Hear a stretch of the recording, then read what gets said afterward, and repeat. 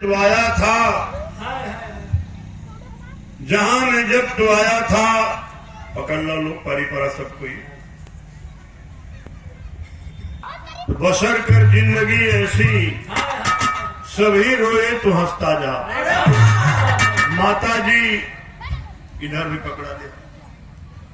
मां लखपति देवी जी इस दुनिया से गई। रामाश्रय बाबू जी की माता जी, हमारे बड़े अच्छे मित्र जो सिंगापुर में रहते हैं, विजय कुमार निषाद जी, उनकी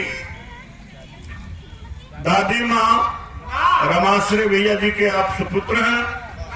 पूरा भरा पूरा परिवार छोड़कर गई और संजोग ऐसा बना कि बीच में चाची जी भी चली गई। तिथि 3 तारीख तय थी हम दोनों कलाकारों की। तिथि बढ़ गई 2 तो एक कलाकार भी बढ़ गए, साथी राम जन्म जाबाद जी। आप सबको मेरा नमन है। जहां मैं जब तो आया था, सभी हंसते तो रोता था। क्या की आवाज। बसर कर जिंदगी ऐसी, अब सभी रोए तो हंसता जा। जिंदगी मिली है तो मौत में न भरो सकते हैं मेरे भैया। इसीलिए तो पाश्चात्य दर्शन वालों ने कहा life is a lover of death. Urdu वालों ने कहा जिंदगी मौत की महबूबा है। हाँ, इशारे पर है लोग। अभी एक सुंदर बनारसी साफा पुष्प की पंखुड़ियों में गुथा प्यार स्नेह आशीर्वाद परम आदरणीय आप बाबूजी रामाश्रय निषाद जी, माता जी के ज्येष्ठ पुत्र हैं। सागर 500 रुपए का पुरस्कार हमें। हारमोनियम पर परमानंद जी, जब हारमोनियम पर परिचय दिया जाता है तो हाथ जोड़ते हैं। नया संगत हो, बाकी लोग जानते हैं, सीख नहीं है। हाँ, बड़े बड़े देश विदेश के मंचों पर तो हारमोनियम वाले का नाम लिया जाएगा तो आप अपना हाथ जोड़ेंगे, क्योंकि दाता महान है लोग। ढोलक थरलाल बहादुर मोलू और जहाज पर चंचल कवि, इधर जब दूसरे जहाज पर विजय सिंह और इधर जो है कि मंजीरा पर बुधई लाल संदल और इधर हमारे करतार पर संजय बाबू। बिरादरी की बात जात पात पूछे न कोई, हरि का भजे सो हरि का। माता जी की उस आत्मा आज झरोखे से देख रही है। अचानक कदमिया उठ के गई ना और खाना पीना शुरू हो गया लगता। अच्छा कौन बात ना, हमने किने बोलो ना कि भैया चला मंच पर। हम मंच पर तरह के लोग निकल के चल गए ना, कोनो बात ना। रजनीगंधा जो बैठल है कोनो बात ना, कहूँ चीज कुछ खा होगा।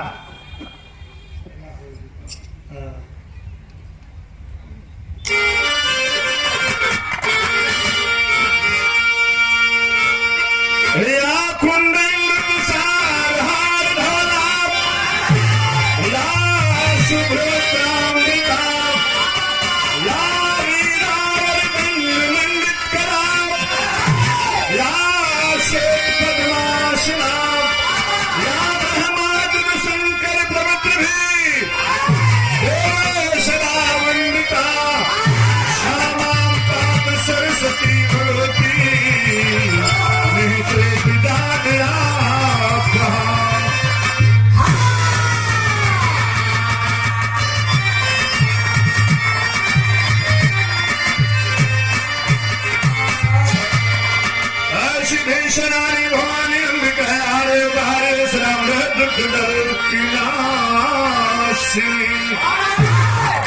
खंगवानी बिना कपालनी भवानी शर्मंगल है सत प्रकाशनी।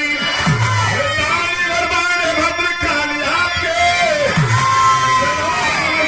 हमारे धासनी बड़ी भवानी काली।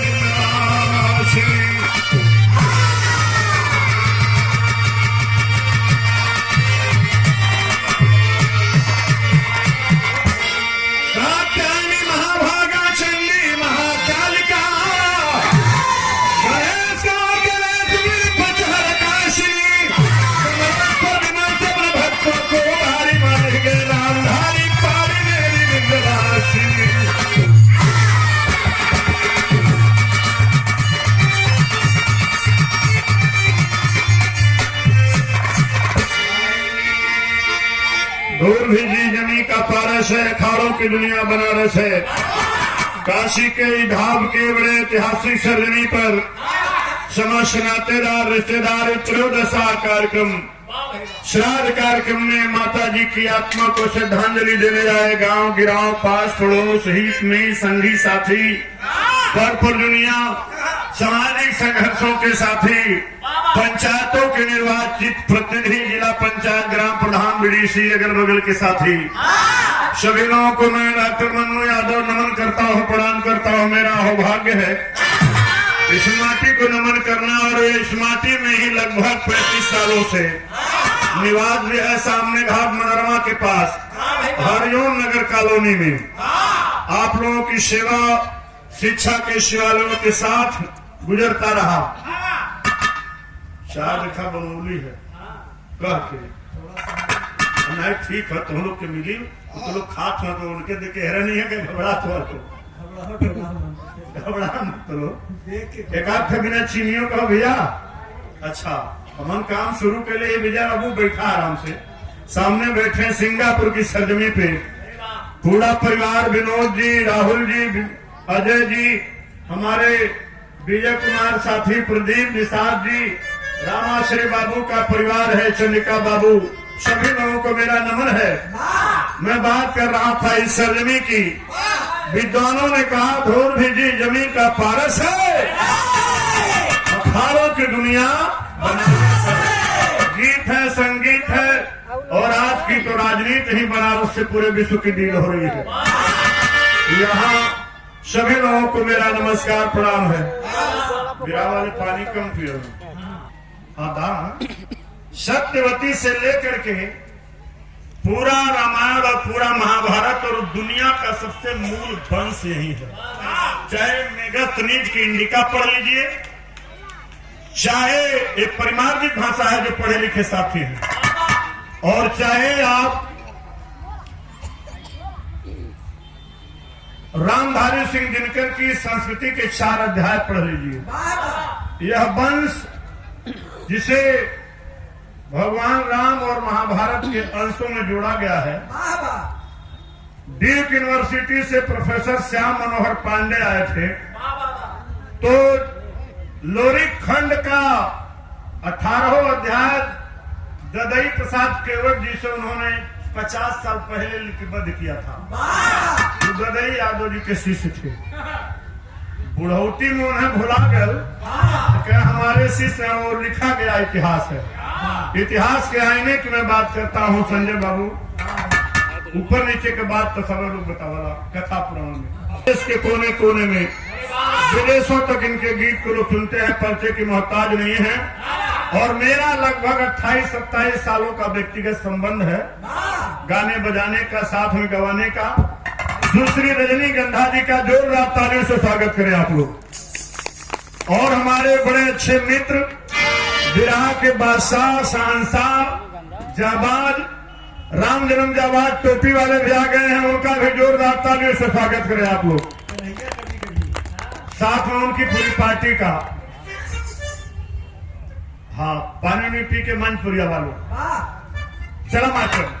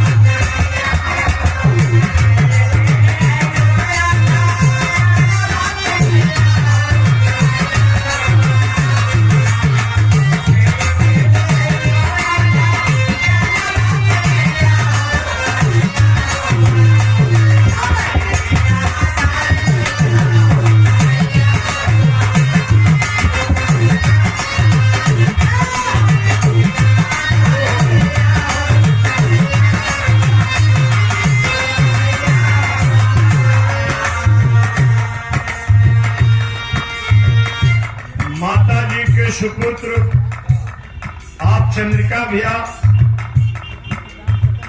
और रामधनी भैया और ये पनारू बाबूजी आपकी ओर से 100 रुपया रामधनी बाबूजी निषाद जी और 100 रुपया पनारू बाबूजी की ओर से प्रदान किया गया। आराधना, वंदना, याचना, उपासना, अभ्यर्थना की पहली पंक्ति पर खेल के लिए इलू अध जलवा से नैया आधा से ज्यादा पार कर दिले हो मैया। आधा अधजल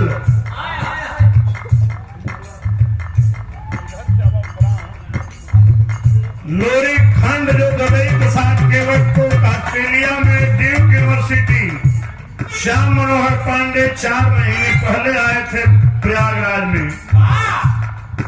चंद्रमा भैया के बुला के बीएचयू में डॉक्यूमेंटेशन में करवाया था। ये विरासत है इस माटी का जो दबई प्रसाद केवट की परंपरा जाकर के वहाँ ड्यूक यूनिवर्सिटी में दर्ज थी। उस परंपरा को अपनी लोक भाषा में आगे बढ़ाते हैं। श्री चंद्रमा सिंह यादव जी का जोरदार तालियों से स्वागत करें।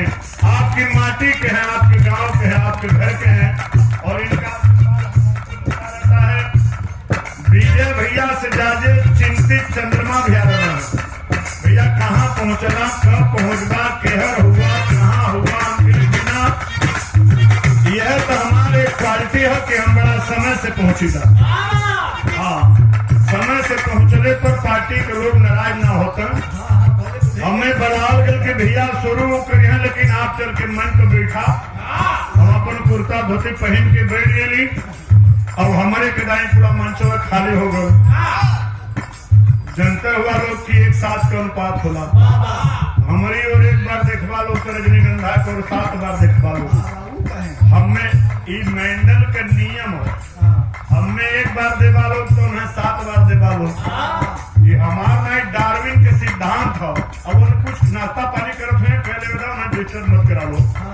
ये नियम बताओ के हमके एक बार दिया लेकिन उन्हें 7 बार दिया लो।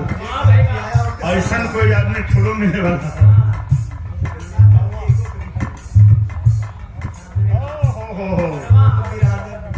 लंका वाराणसी राम स्वरूप निषाद सामने घाट मलहिया, जहाँ बगल में हमार निवास और हरिओम नगर में बद बिजुलिया बाबा आश्रम के पास। भैया हमारे पड़ोसी हो 100 गोटी में एक।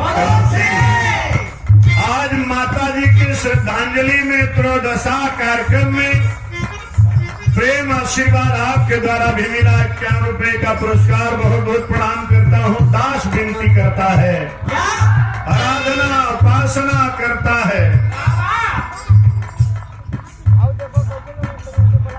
एक धूम सुना लो, लाले लाले होठा वाले, लाले लाले होठा वाले, चुबला मैया हो कि रस चुबला।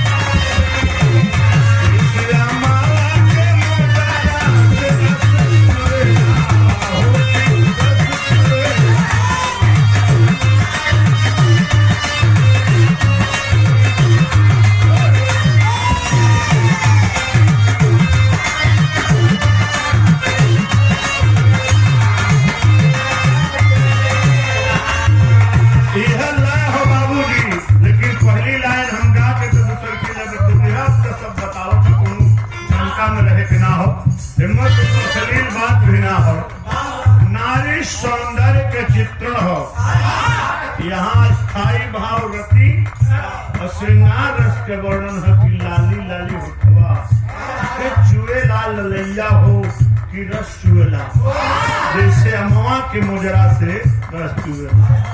सिनेमा वाले अपन गवाई मिठास ले जाके दर्ज कर देना, उससे रुपया कमेला।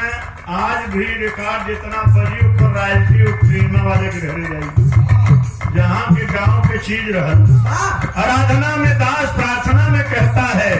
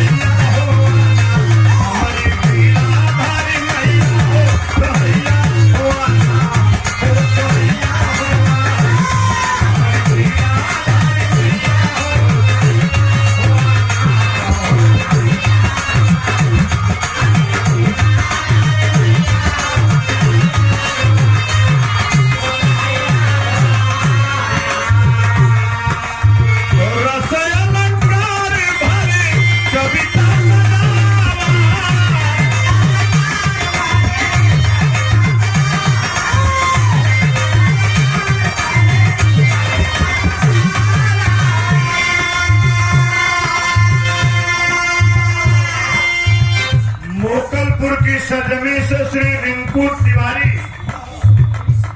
ऋतु तिवारी,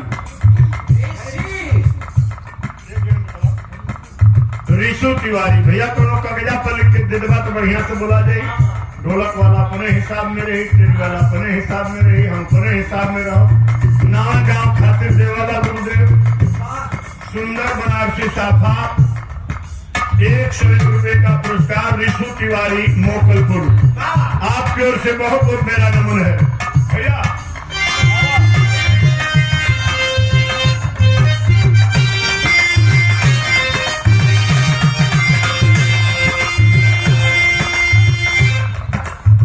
विद्या का छंद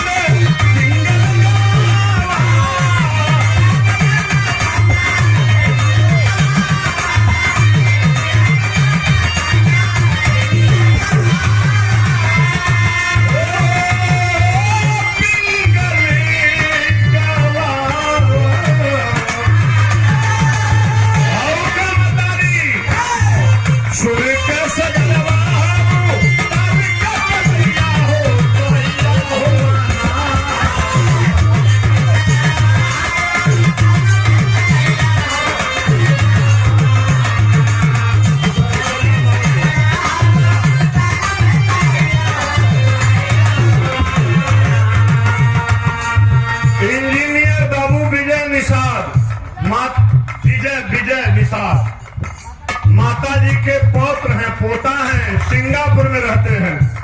मेरी भी दोस्ती लगभग 10 साल की आपसे है। बड़ा प्यार सम्मान मिलेगा। सादर 500 रुपए का पुरस्कार प्रदान किए हैं बाबू विजय निषाद इंजीनियर साहब, सिंगापुर की सरजमी में रहते हैं। और यहाँ आज दरवाजे पर माता जी का दादी माँ का त्रयोदशा कार्यक्रम संपन्न हो रहा है। सूर्य का सगर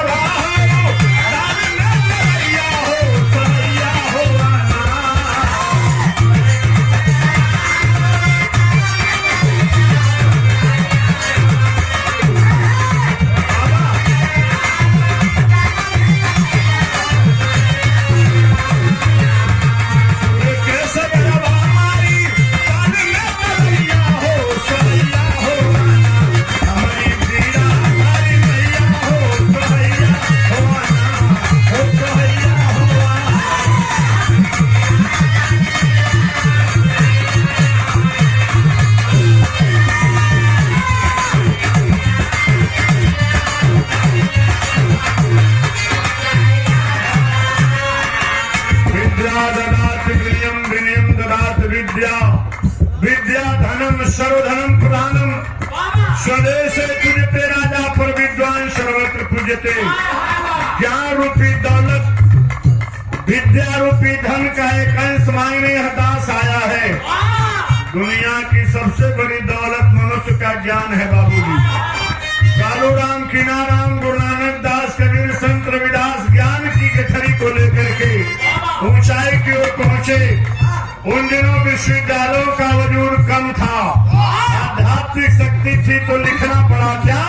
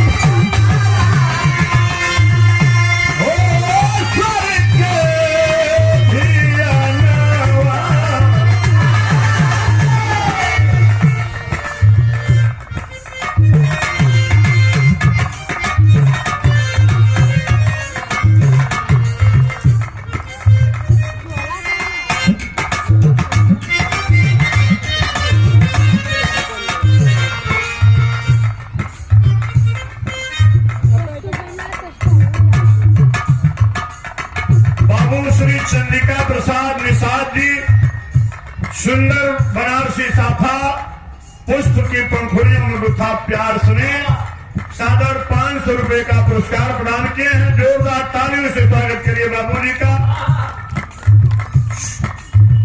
शाम के मुरलिया पे मरलू वसनवा तान सेन बैजू पौने ज्ञान पर धियनवा ई दास प्रार्थना काहे करत बा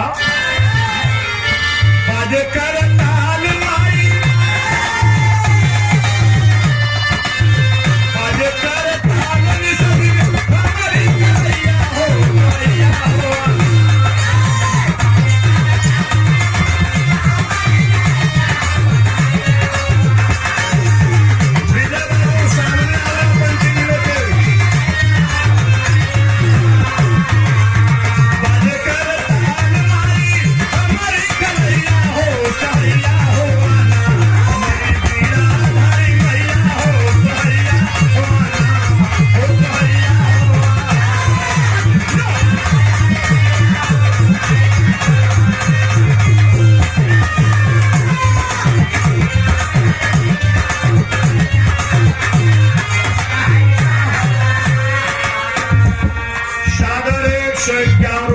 पुरस्कार परम आदरणीय लालजी यादव ऐतिहासिक सरजमी गोबरा समाजवादी के वरिष्ठ नेता हैं आपको बहुत बहुत मेरा प्रणाम है। हर जनता जनार्दन को प्रणाम है। माता लखपति देवी की आत्मा झरोखे से देख रही है सामाजिक संघर्षों के साथी आदरणीय विजय निषाद जी, राहुल जी, विनोद जी, चंद्रिका बाबू और रामाश्रय बाबू जी, आज सभी लोग यहाँ पे रामधनी बाबू अपने अपने हित में संगी साथी को आमंत्रित किए हैं। यही दरवाजा है, यही भरा पूरा परिवार जो विदेशों में रहते हैं, सिंगापुर में, दुबई में, ऐसे परिवार की माँ जो आज भरा पूरा परिवार छोड़ कर गई। भैया है कोनवा कुछ दिक्कत होगा। अच्छा, आवाज आ रही है जगत जननी के लिए। हमारी मैया हो पीड़ा वाली, हमारी मैया हो पीड़ा वाली, पानी में दरिया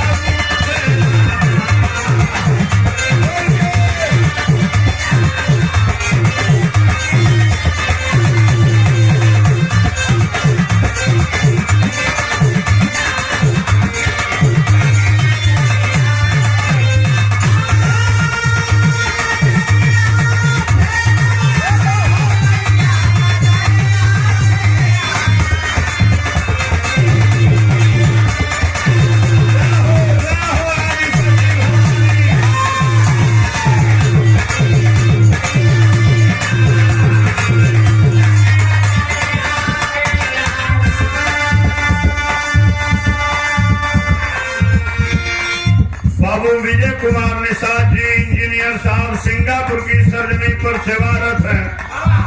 माता जी के पोता हैं, पौत्र हैं, रामाश्रय बाबू की बगिया के सुमन हैं।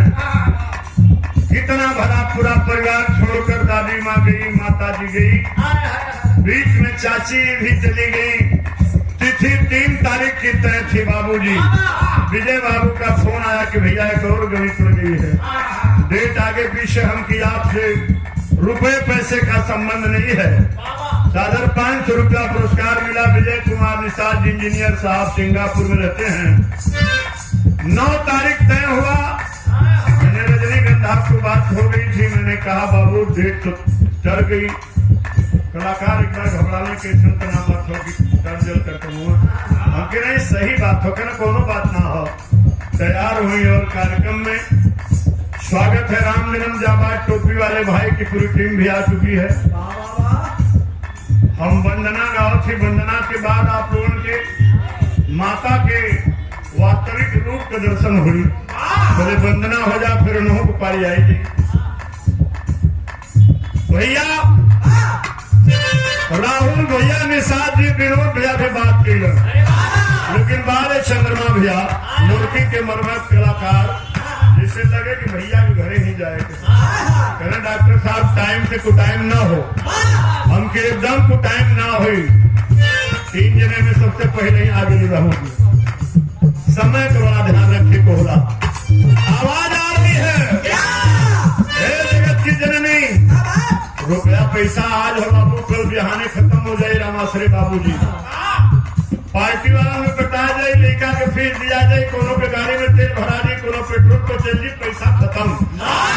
लेकिन ज्ञान रूपी दौलत का दुनिया में कोई जोड़ नहीं। इसलिए मेरी मार्मिक अपील है आप सबसे, कमेरे समाज, खेतिहर, मजदूर, मछुआरा समुदाय के लोग, आज आपके पास एक ही हथियार है, वो हथियार है शिक्षा।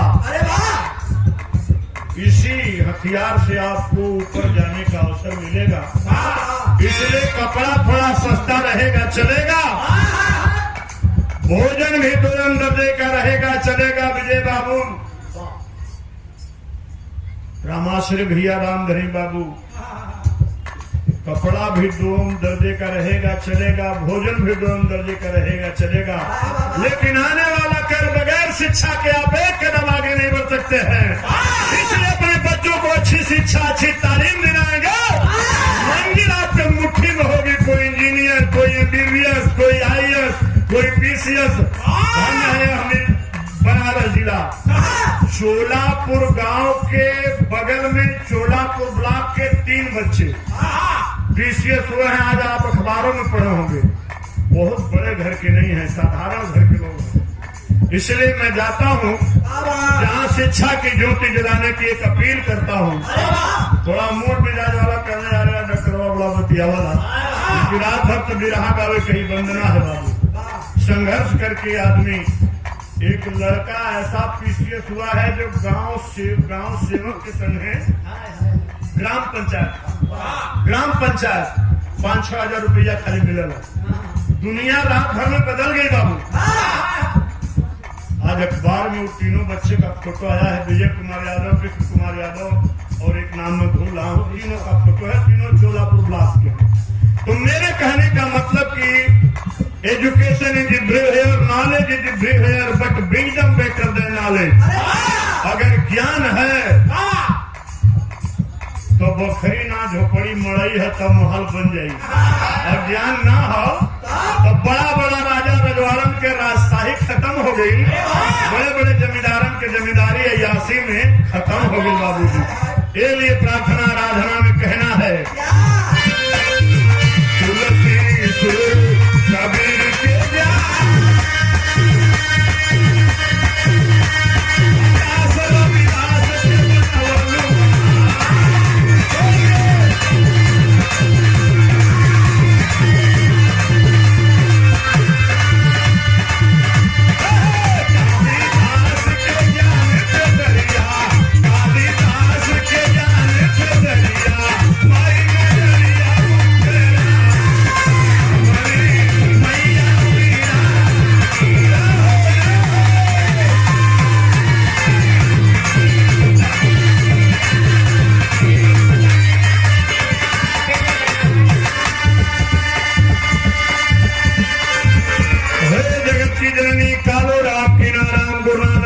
कबीर संत रविदास को आपने ज्ञान दिया। गरीब लकड़हारे को ज्ञान दिया, लकड़ियां जलाकर पड़ता था। वो अब्राहम लिंकन गोरे काले का भेद ध्वस्त कर दिया। बड़ी कलम से democracy by the people, for the people, of the people. लोकतंत्र जनता के द्वारा, जनता से, जनता के लिए। घर में दिया जलावे के तेल नहीं रहल बाबू। सरकारी लाइट के नीचे अब्राहम लिंकन पढ़त रहे। वो देश में गोरे काले का बड़ा जबरदस्त भेद रहल। काला भी रहना संजोग से, लेकिन जब राष्ट्रपति हुए बाबू ने आज राहुल आपसे बात कर,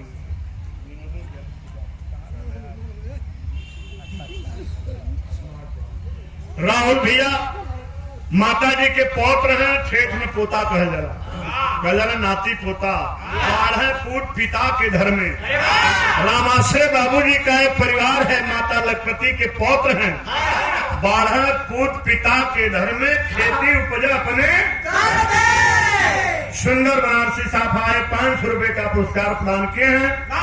राहुल निषाद जी, पूरा निषाद परिवार को मैं नमन करता हूं। नातेदार, रिश्तेदार, भाई बंधु, मैं बात कर रहा था गरीब अब्राहम लिंकन का, वो तो दूसरे देश की बात थी। बाबूजी अगर रुपया पैसा में इतना ताकत रहत तो टाटा, बिरला, सिंघानिया, अडानी, अंबानी, कुल पारिपारा विजय भैया भारत के राष्ट्रपति प्रधानमंत्री बन जाते। लेकिन ना, अखबार बेचकर पढ़ने वाले डॉक्टर एपीजे अब्दुल कलाम, जिनके पिताजी नैया बनाते थे, नाव बनाते थे समुद्र के किनारे, अखबार, हाँ मतलब मरम्मत करें, नैया में छेद हो जाता तो चप्पी लगा के बनाओ। आई अखबार बेचन 2 घंटा सवेरे, अखबार बेचकर पढ़ने वाला व्यक्ति भारत के नहीं दुनिया के atomic researcher of knowledge person बताए गए। यह पहला उदाहरण है, देश के राष्ट्रपति बनाए गए और सभी लोगों ने राष्ट्रपति के लिए माना अब्दुल कलाम जी को। और दूसरे महान हुए एटॉमिक नॉलेज के बाद empowerment of knowledge person doctor Bhimrao Ambedkar, जिन्हें स्कूल में नहीं पढ़ने दिया जाता था, स्कूल के बाहर पढ़ते थे। वो शक्तियां आज कह रहे हैं कि नहीं, हम भी अम्बेडकर की जयंती मनाएंगे। ओ बाबा साहब भीमराव अम्बेडकर साहब, जिन्होंने पूरी दुनिया को सबसे बड़े लोकतंत्र भारत का संविधान दिया, जो हक और हकूक आपको दिया, जो आप आज इंजीनियर हो रहे हैं, प्रोफेसर हो रहे हैं, त्रिस्तरीय पंचायत में प्रधान हो रहे हैं, प्रमुख हो रहे हैं, जिला पंचायत हो रहे हैं, यह संवैधानिक ढांचे का है। यह देश विद्वानों के ज्ञान से संचालित थाती है। इसलिए कहा गया democracy by the people, for the people, of the people. जब परिकल्पना शुद्ध हो रही है, पूर्ण हो रही है। आज विजय कुमार निषाद इंजीनियर साहब सिंगापुर में कार्यरत हैं। बात होती है, बड़े संयोग से हमारी आपकी मुलाकात आज से 4-5 साल पहले हुई थी। और जब एक आयोजन आया तो हमें याद किया, आपने सुझाव दिया, आपने रजनीगंधा जी का नाम लिया, उनकी बात कर लीजिए, मैं मदद करूंगी, मैं मदद करूंगा, क्षमा करिए आप। और कलाकार आपके सामने समय से उपस्थित हो गए। आराधना की आखिरी लाइन में कहना है